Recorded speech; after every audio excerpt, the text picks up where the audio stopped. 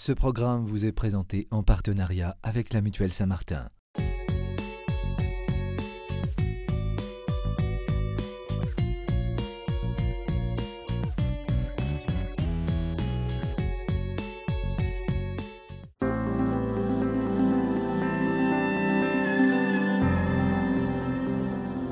Sana et Benoît se sont rencontrés il y a 10 ans. Tous deux sont violonistes et font alors partie du même orchestre étudiant. Sana est musulmane, Benoît, lui, catholique. Avant tout, dans ce genre de couple ou de situation qui peut être considérée comme originale, c'est la rencontre entre un homme et une femme, deux étudiants passionnés de musique, d'art et d'histoire, qui finalement avaient un certain nombre de points communs et qui par ailleurs avaient cette situation spécifique d'avoir une différence de religion. Elle se voyait tout de suite, mais elle ne nous a pas posé plus questions que ça initialement. Quand c'est devenu très sérieux, la question ça a été, bon ok, comment est-ce qu'on fait maintenant pour concrètement se marier et puis comment est-ce qu'on envisage l'avenir ensemble? Au moment de l'engagement, c'est là qu'on se trouve le plus dans la perspective de deux religions différentes comme étant un problème ou comme étant une difficulté pour former un couple facilement. On pense du coup ne peut-être pas avoir les mêmes façons de penser ou peut-être qu'il va y avoir des obstacles dans notre quotidien. C'est plutôt à ce moment-là, au moment de l'annonce du mariage, que beaucoup de questions nous ont été posées par mes parents et c'est à ce moment-là qu'on a été heureux d'avoir anticipé toutes ces questions et d'avoir eu l'occasion déjà d'y réfléchir tous les deux. Les questions à se poser, c'est déjà savoir soi-même ce dont on a envie, qu'est-ce qui compte pour soi, d'un point de vue religieux évidemment aussi. C'est rare qu'on ait à se demander ce qu'on a envie pour soi-même et pour sa famille d'un point de vue religieux et pour sa propre foi ou ses rites. Dans nos situations, on est obligé de le rendre explicite, donc il y a peut-être un peu un moment d'introspection avant d'en parler avec l'autre. Pour nous, ce qui était important, c'était, au quotidien, il y avait peut-être le fait que je ne mange pas de porc et que je ne souhaitais pas qu'il y ait de porc à la maison.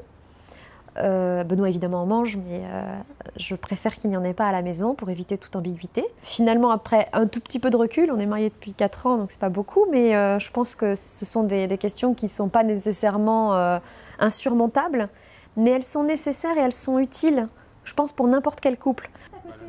Et pour le plus grand bonheur de ses parents, Habib est né il y a 10 mois, prénom arabe d'un martyr chrétien. Celui-ci symbolise le métissage du couple. Il fait de ces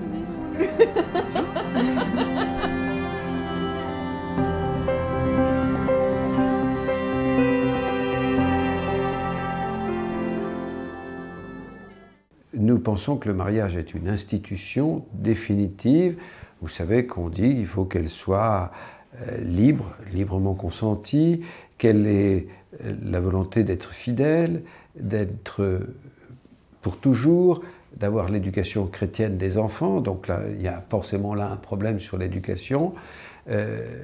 Pour nous, le mariage est d'ordre du signe de ce que Dieu veut pour l'humanité, c'est-à-dire cet amour inconditionnel et fidèle jusqu'à la mort. Comme je suis catholique, je veux que les gens soient fidèles, qu'ils soient féconds, qu'ils soient capables de durer dans le temps, que ce soit pour toujours, et qu'ils élèvent leurs enfants dans la foi chrétienne ou dans la recherche de Dieu. Il y a forcément une négociation là.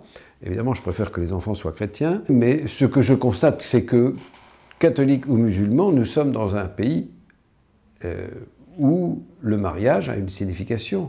Aujourd'hui, en France, la polygamie qui peut exister dans certains pays musulmans n'existe pas en France, donc elle n'est pas à craindre. Aujourd'hui, le statut de la femme en France est très défini, donc nous sommes en France. La vraie difficulté de beaucoup de ces unions, c'est de les resituer dans une famille, d'autant plus que généralement, la vie de famille n'a pas le même contenu dans notre culture et dans des cultures musulmanes.